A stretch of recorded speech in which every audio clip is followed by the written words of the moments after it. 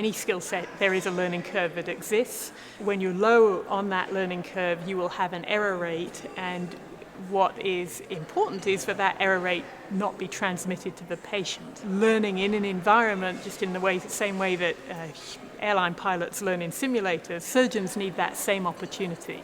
Pretty much anyone can become a surgeon eventually. It's not difficult, but you have to have the environment to learn, and you have to have the environment in which you can make errors, and you have to retain your love for that skill set through that process. One of the concerns we have as surgeons who might do an ovarian hysterectomy is a condition called a dropped pedicle. So in the process of doing this procedure, if you did not ligate properly, or were distracted, or you sneezed, or some problem arose, you might happen to not close the vessels that feed the ovary properly.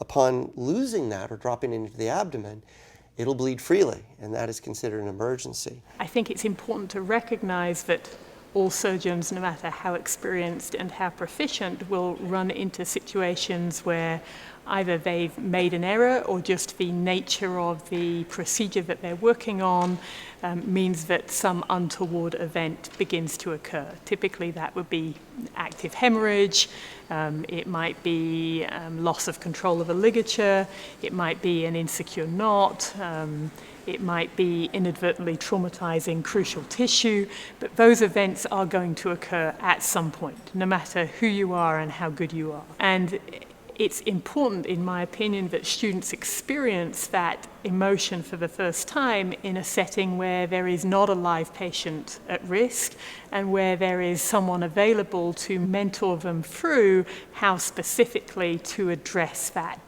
issue.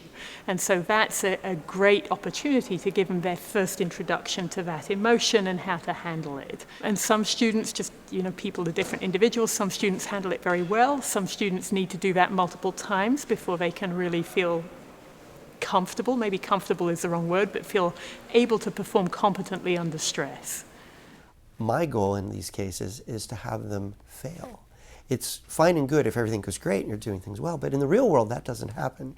You do have issues, things do occur, you see things that you didn't expect, and complications can arise. I want to put those things that you fear, those things that you would not want to happen on a real live dog, have them occur on the model, so that it's not simply perfecting the perfect surgery, but dealing with a complicated one, dealing with something that doesn't go well, and being able to work through that anxiety. My hope would be that in the real world, when these veterinarians come out and actually have a complication or a difficulty, they will be able to think back and say, this is easy. I had it much worse when I was dealing with the model.